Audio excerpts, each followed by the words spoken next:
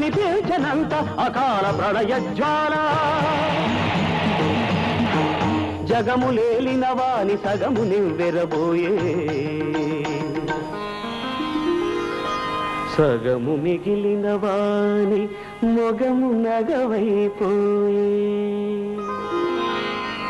ఓం నమః శివాయ ఓం నమః శివాయ ఓం నమః